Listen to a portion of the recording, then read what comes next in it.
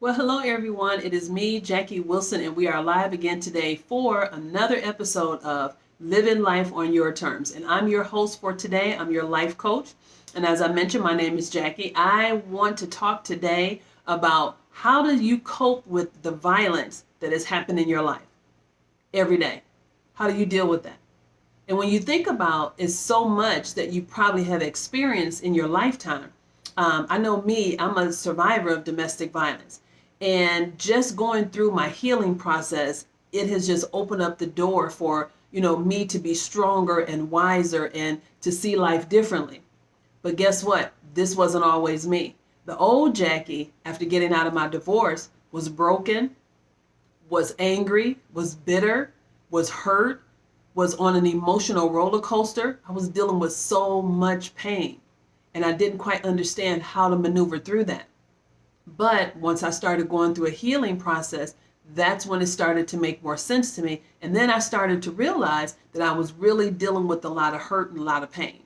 And so going through that process, it made a huge difference. But you know what? When you don't go through that healing process, guess what happens to you? It affects you emotionally, mentally, psychologically. It can affect you financially. If you happen to be the breadwinner, the single mom, the single dad, and you're the one that's holding things down, you can fall into a situation where you can deal with financial strain, financial struggle, and it can just be a up and down roller coaster that you go through as you're making your way through this part of healing, right, that you're going through. And so that also affects you as well. So how do we deal with that in our everyday life? Well, if you're anything like me, I went through a lot going through that process in the very beginning. I quit jobs, would leave at the drop of a hat because of what I was going through and didn't like something that someone said to me. I was judgmental. I didn't know that. I was aggressive in my thinking, because I was so afraid of somebody hurting me and taking me back through the issues that I dealt with in my marriage. Even though I didn't know it was abuse, I just knew that I didn't like the fact that I couldn't voice my opinion, that I was told I was being controlling if I, voiced how I felt about something, if I disagreed in the situation, if I was trying to, be understanding and be supportive of what he wanted or maybe what the kids wanted, then I was told, oh, you're being too aggressive, you're being too controlling. And I'm like, I'm just trying to be supportive. So listening to a lot of these different negative statements that were said to me through the years, it caused me to start to become a different person. And I became, like I said, I was an angry person. I was very judgmental. I was a person that for me, I was determined nobody was going to control me again. So I was very quick with my responses and what I thought someone was saying. Those were my perceptions, even if it wasn't that person's perceptions, but those were my perceptions of what I thought that person was saying to me, right? And that was even on the job. Family, with friends. That was just the mindset that I had at that time. I became very vocal, would say what was on my mind. I wasn't rude with it, but I would make sure that I said what I felt I needed to say in order to maybe defend myself or, to express how I felt. And sometimes I didn't even think about what other people thought. I was just making sure that I said what I needed to say or responded in that way. So as we go through this process, and I had to learn myself of what I was going through, how ugly that was, but it took time for me to get to that place. I wasn't like that in the beginning because I thought I was doing me, right? Isn't that what we say? So we don't think about how it's affecting our character, how it's affecting how we do life every day when we've been hurt, when we're dealing with pain, when we're holding a lot on our shoulders, when the weight is heavy for us, when it's heavy for us emotionally, when it's heavy for us psychologically, when it's heavy for our heart.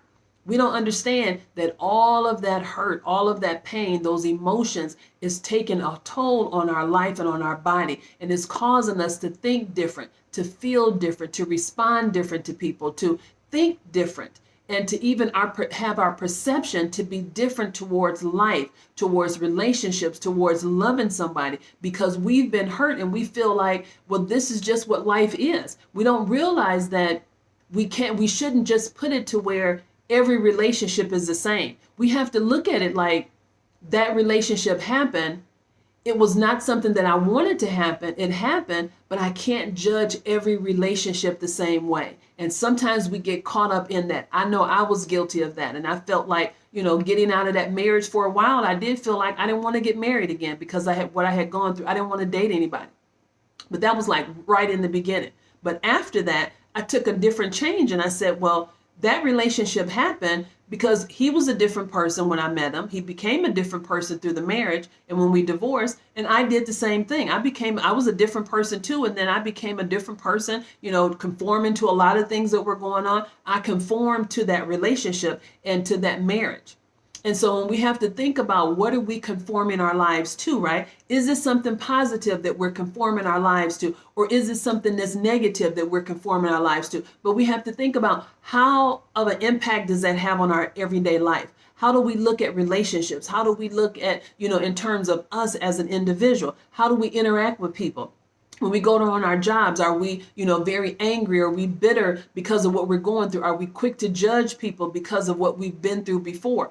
Are we looking at other relationships and saying something negative about those relationships because we quite don't understand them? Or maybe because we want that kind of relationship and we don't have it. So it's some things that you got to look at in terms of that.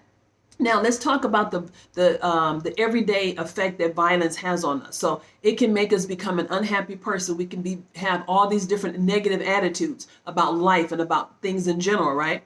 We can be short patience with others. We can be quick to judge others, right? We can also become the aggressor in the next relationship or just around our friends because of being hurt, and we've made it in our mind we are not going to be hurt again. So because of that, we put on these walls. These emotional walls that are very difficult to break down for ourselves if we don't go through healing. Okay. So we also can look at where we can have a strong dislike for that type of person that we dated. If it was a male, if it was a female, and we can say they're all the same. They're no good. Men are no good. Women are no good. We can have that kind of mindset and we can generalize everybody instead of looking at that one particular person, that one person that was in our lives and say, you know what, that person wasn't good. We don't even have to look at the part, but some people do.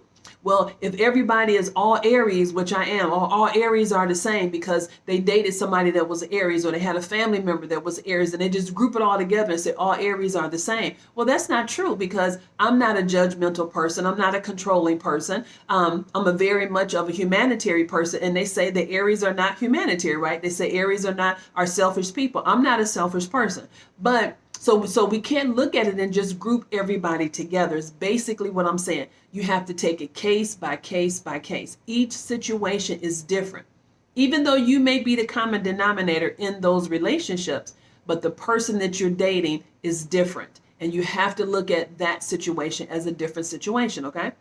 So, you can also become a non-trusting person because of being hurt. You can also just ward off dating altogether. Just say, I'm not going to date because it didn't work before. I'm not going to get married because I was married and it didn't work. We can do those kind of things, but that's not healthy. It's not helping us to really get behind what is really driving us to think those negative thoughts. Okay. And it's because we're not healed. We can also look at and just shut down emotionally and just say, I'm just taking a break. I'm not going to deal with nobody. I'm just doing me.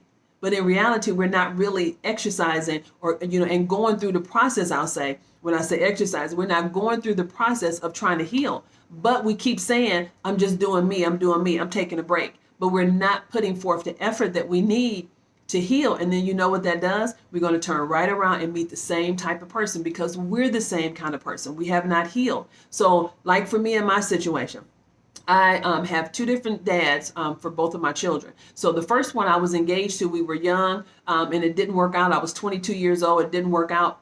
We ended the relationship, after he cheated on me when I was 8.5 months pregnant. I was so devastated. So we never got back together. So now with my second baby's dad, now he and I were married. And so went through that process. And when I look back to before, had I been healthy myself, had I not dealt with self-esteem issues, low self-worth issues, low confidence, if I didn't have those issues before, I can almost assure you that I would not have dated either one of these people because we were young with the first one and we were still trying to learn each other and get to, and developing ourselves. So he was emotionally unavailable. And I was too. And he was dealing with hurt from his family issues. And I was too. So it's the same thing when I met my husband. He was dealing with family issues too, and a bad divorce that he had went through before me. So he had his own bag of issues that he brought into the relationship. And the same thing with me. So two unhealthy people together is a recipe for disaster. I'm just going to be honest with you. So you have to think about the decisions that you're making and if it makes sense for you to go through that process and meet that kind of person and continue to keep meeting those type of people. But if you don't go through a healing process, that's exactly what you're going to do. You're going to keep attracting the type of people that you don't want. Okay, like attracts like. Haven't you heard that in science? So if you're unhealthy, you're going to continue to keep attracting people that's unhealthy. And then you're going to wonder, why am I still having these kind of relationships? Do I have something, stamped on my forehead to just meet these different jerks, or, the women that aren't good or the men that aren't good, whatever the case may be. But it's because you're attracting them. It's something in you. It's the hurt, the pain, the unhealed part of you that is attracting these individuals. And until you decide to go through a healing process, you're going to continue to attract these type of people in your life. Trust me, I've been there, done that. Now, the other thing I want to tell you is, as you're going through this process and you begin to date, you want to start looking at it and say, what type of a person do I want to date? Do I want to date somebody that looks like this? Or is looks more important to me? Is his height more important to me? Is the amount of money that he have, is that more important to me? Same thing with women. You can do the same thing, the way she look, or, the type of car she drive, or the type of job she have. If you can look at all of that outer stuff, okay, all of that is outer and it's material. Okay, if you look at all of that and that's how you're basing your relationships on, then guess what? You're going to continue to get the same type of response because that's what's more important to you. But if you're looking for the heart of that individual, like I am, you're going to meet different people because you're different. Your mindset is different. You're going to meet a different caliber of people when you start looking at the heart of the individual and stop looking at the outer part. Is it nice to have somebody that looks beautiful? Yes, it is. But you still want that person to have a good heart, him or her. You want them to have a good heart. And the only way you're going to know that is you have to ask questions. You have to see that person for who they really are. When they do something, their behavior is a certain kind of way. Like Dr. Maya Angelou said, when a person shows you who they are the first time, believe them. So if you're seeing some attitudes that you don't like, that is going to be that person, he or she. If they tell you this is just how I am, don't keep trying to force that person to change because they're not going to change unless they want to. And if they've told you, I've always been this way, I'm fine the way I am, I'm not going to change. Hello, wake up. That's a wake up for you to say, you know what? Why am I keep beating a dead horse? Why do I keep beating my head up against this door that's not going to open? Because this person is not going to change. It's going to cause you heartache and pain. The longer you stay in that relationship, the more you try to get that person to change and make change, and they're not doing that. You're just beating a dead horse. You are beating that door that is not going to open. So you have to make the decision of which way you want to go. Do you want to stay in this relationship and keep being unhappy? Or do you want to leave from the relationship and hope that you can find and know that you can find something better because you're going to work on you and you're going to attract somebody positive because now you're going into a place where you're going to be healed. Okay. And I hope and pray that something that I've shared with you guys tonight is going to help you as you go through the process of becoming whole, of living life on your terms, that you're putting yourself in a better position to meet the right type of person is going to help you, that you can build a foundation, a solid foundation with that individual. You can build a future with that individual. And that if you both are still dealing with some things, that you're wise enough to acknowledge it and get the help that you need, because that's what's important. Going through healing, anytime I'm sharing with you, it's all because I want you to heal, because I want you to become empowered. I want you to restore your life, and I want you to be motivated and inspired. Those are my reasons for sharing any video that I share. And I hope that tonight has been a blessing to you. It's been a blessing to me to share. And I look forward to seeing you all on the next video. And with that being said, you all have a great night, and I'll see you on the next video. Bye-bye.